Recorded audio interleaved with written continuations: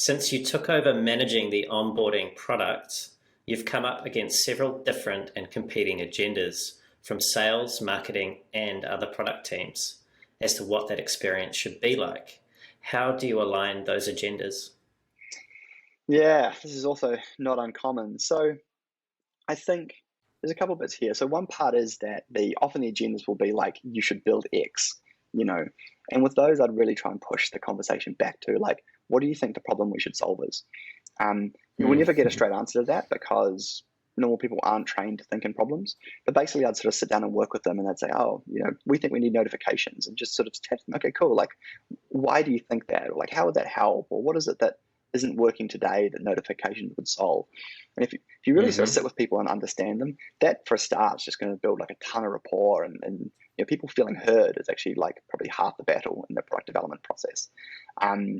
mean, certainly internally, just making people feel heard.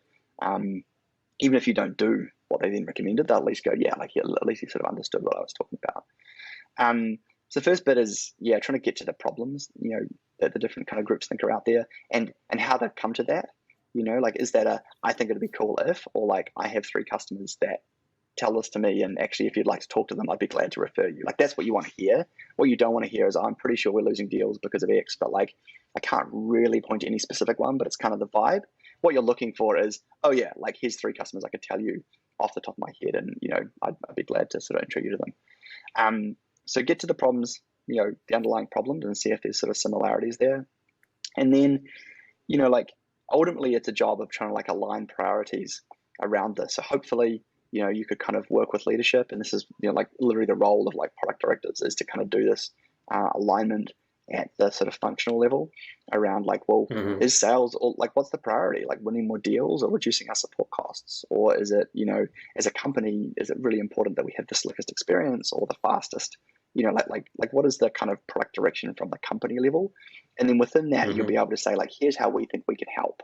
Like we're primarily a sales sold company. And so we think that the job of onboarding is really to do a great job of, the demo, and that the once you've actually bought, that experience is going to be a little bit janky, but there'll be a support manager with you anyway, and like you're pretty bought into the company by that point, and so we're not going to get a lot of Hmm. extra points for having that be really slick, but we will if we can kind of help people demo online really well, or just as an example, or it's like, look, actually, a sales team don't want people in the product. They want to be, they're really focused on very large enterprise deals that are sold outbound, and so we're totally focused on helping self-serve company, kind of customers, Hmm. um, or like as an example from Intercom, I had like a really close relationship with our support team, and they were always eager to have me do things that would reduce support ticket load, but just relative to other stuff that was happening, it just was hard to make an impact. Like we were a very revenue focused team, and so if you look at the kind of almost like the cost saving of sort of support, like it just didn't really sort of stack up. And so it was on that basis that I was able to say to them, look, I'd love to help, and I think this is important, and we'll do it